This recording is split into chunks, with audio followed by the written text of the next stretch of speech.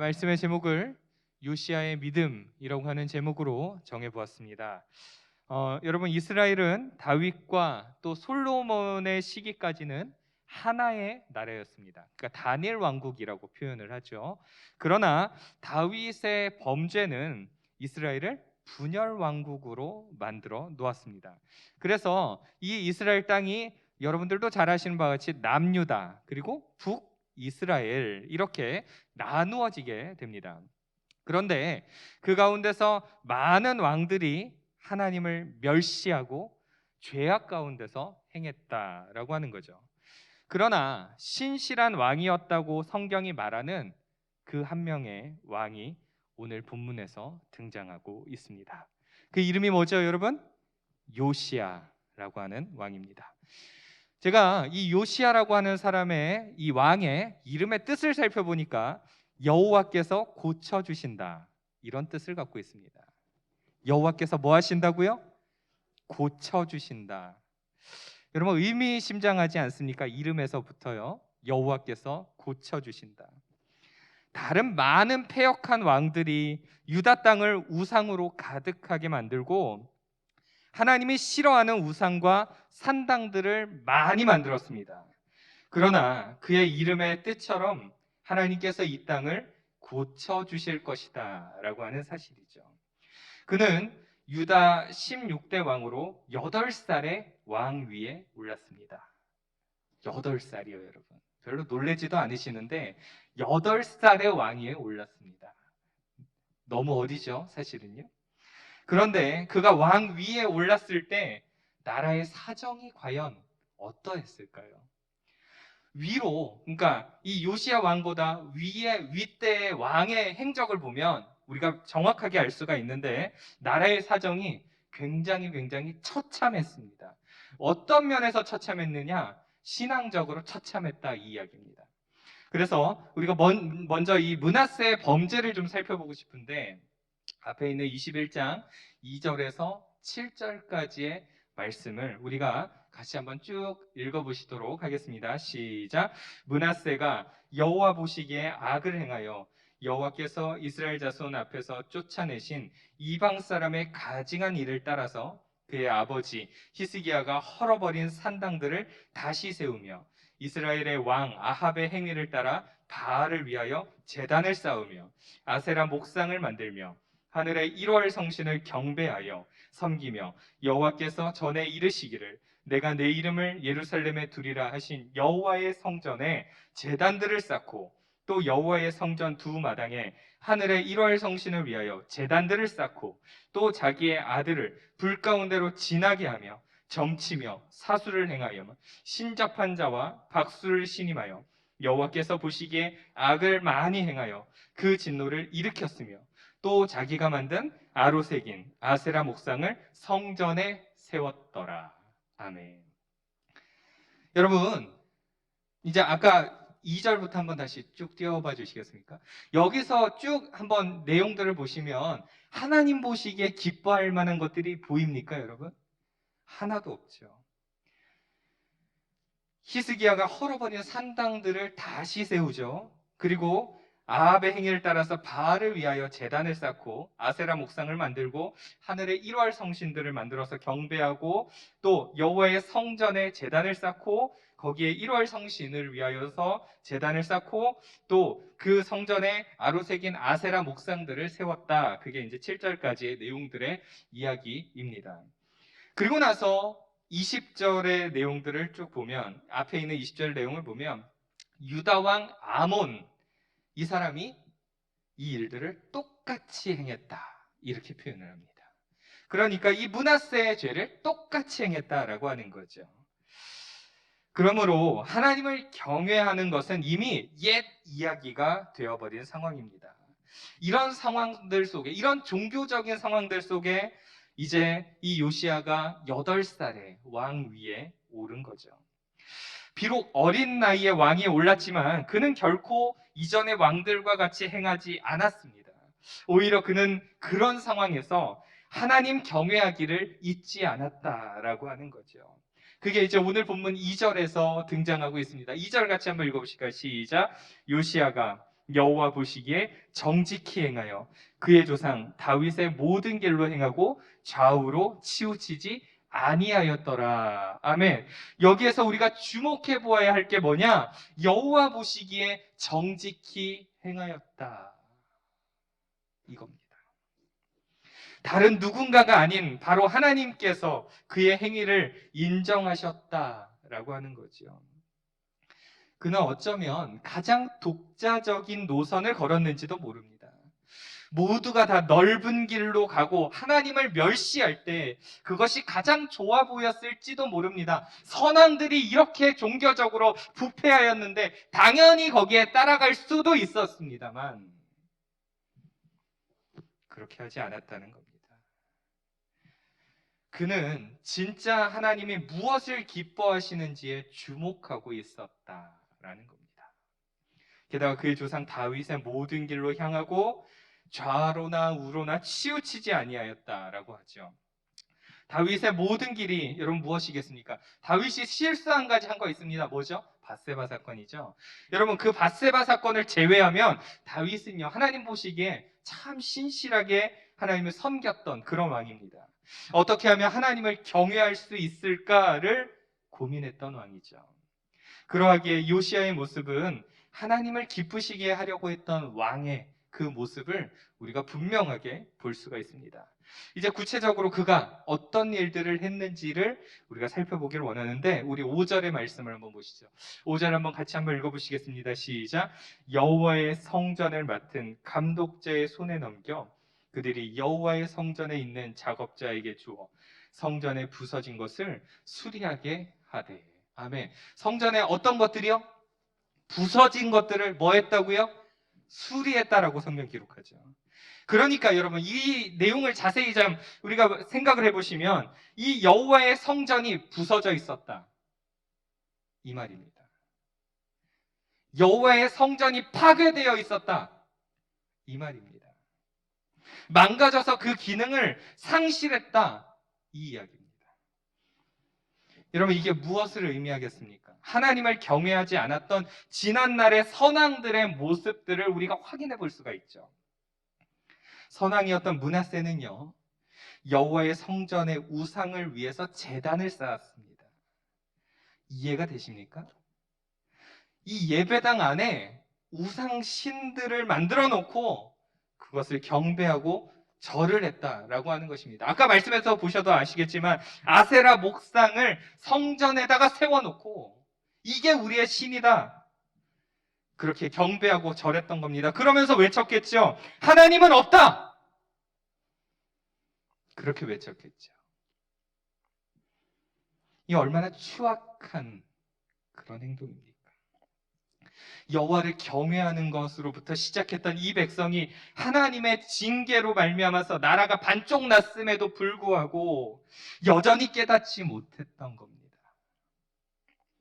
그렇게 버려지다시피 했던 그 성전을 이제 요시야가 보수하고 있는 겁니다.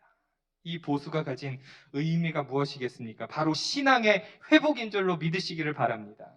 성전을 다시 고치는 것은, 성전을 다시 한번 수리하고 재건하는 것은 우리의 그의 믿음의 회복이고 이스라엘의 믿음의 회복이었다 이 말입니다. 여러분, 여호와께 돌아가는 것입니다. 요시야는 신앙의 회복을 원하고 있었습니다. 그래서 성전을 보수하는 가운데 이제 놀라운 일이 한 가지 발생되게 되는데 그게 8절에 등장하는 이야기입니다. 8절 우리 같이 또 읽어보실까요? 시작. 대제사장 hil기야가 서기관 사반에게 이르되 내가 여호와의 성전에서 율법책을 발견하였노라 하고 hil기야가 그 책을 사반에게 주니 사반이 읽으니라. 아멘. 성전에서 여러분 뭘 발견했다고요? 여호와의 율법책을 발견하게 됩니다. 그러면 지금까지 그 율법책이 성전에 어떻게 되어 있었던 거예요, 여러분? 버려져 있었다는 겁니다. 하나님의 말씀이, 하나님의 율법이 기록된 성경이 거기 성전 안에 버려진 채로 방치되고 있었다 이 얘기입니다. 그러니 그들 스스로도 생각지 못한 것들이 발견이 된 거죠. 그들은 급히 이 책을 가지고 요시야 왕에게 달려갑니다. 그리고 이 사실을 보고를 합니다. 왕이시여, 우리가 여호와의 성전을 수리하던 도중에 이 율법책을 발견했습니다. 그러고 나서 서기관 사반이 왕의 앞에서 그 율법책을 읽기 시작합니다.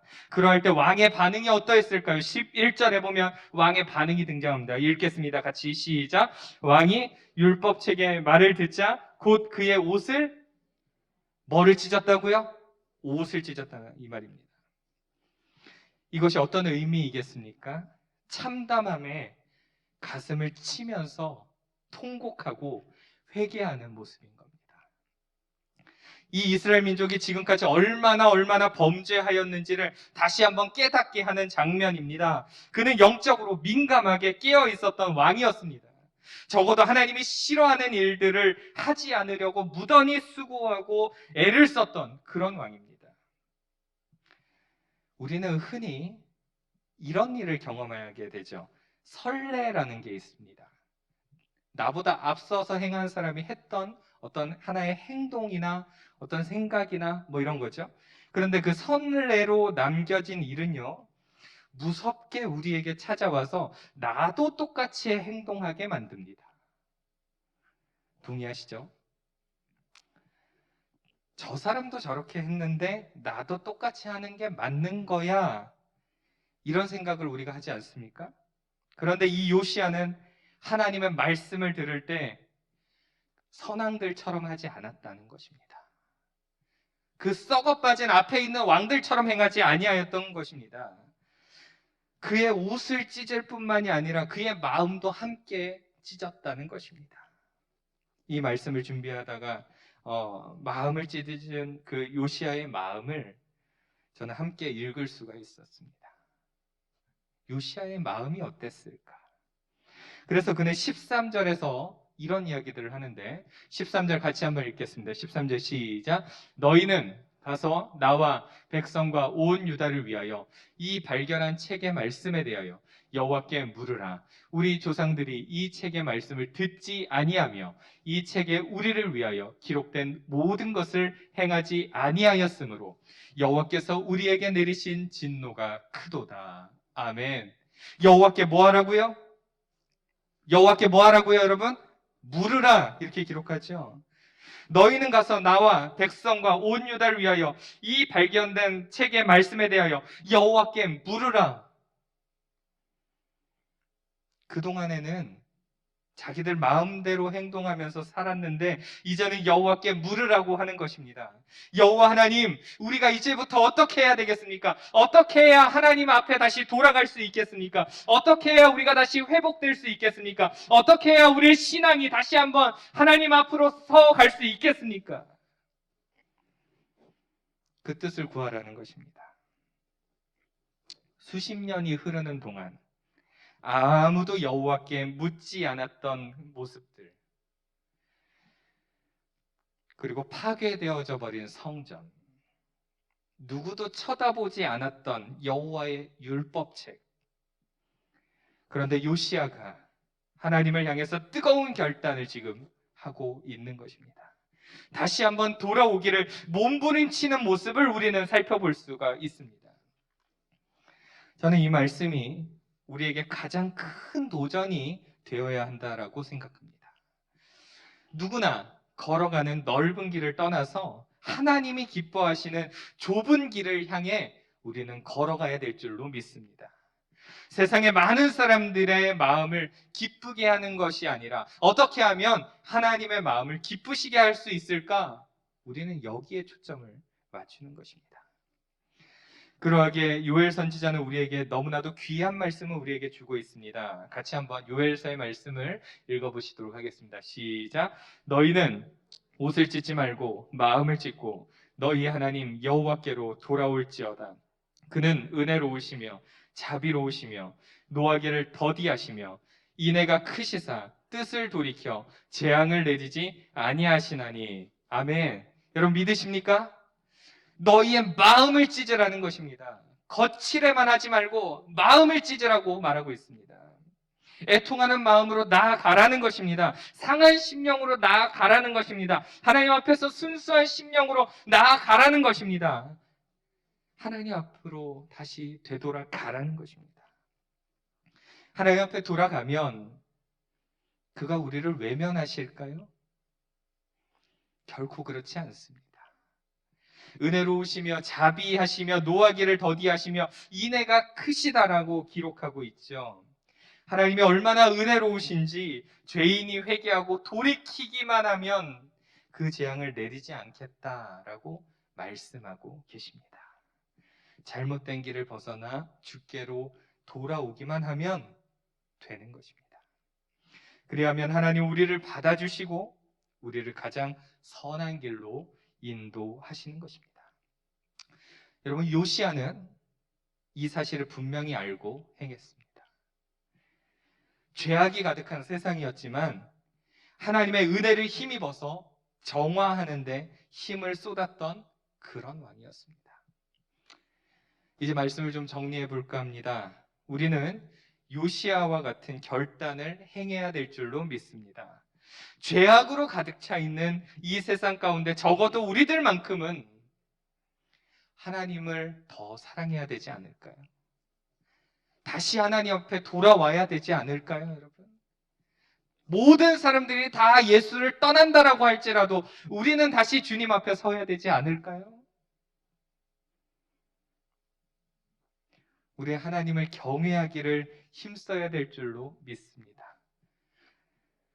우리 호세아 6장 3절에는 이런 말씀이 등장하고 있습니다. 같이 또 읽겠습니다. 시작. 그러므로 우리가 여호와를 알자. 힘써 여호와를 알자. 그의 나타나심은 새벽빛 같이 어김없나니 비와 같이 땅을 적시는 늦은 비와 같이 우리에게 임하시리라 하니라. 아멘. 여러분, 여기에 보시면 여호와를 알자, 여호와를 힘써서 알자라고 말하면서 그의 나타나시면 새벽빛같이 어김이 없다, 이 말이 여러분 기억하시길 바랍니다. 새벽빛같이 어김이 없다, 이 말은 무슨 말이겠습니까? 매일매일 새롭게 우리에게 은혜를 베푸신다, 이런 의미입니다. 우리가 죄악 가운데 있다라고 할지라도 매일매일 새로운 은혜를 베푸시는 하나님 앞에 돌아오라, 이 말씀입니다. 요시야는 그렇게 성전을 재건하고 수십 년 동안 방치되었던 그 성전을 다시 재건해내고 다시 하나님 앞에 돌아오기를 힘썼습니다.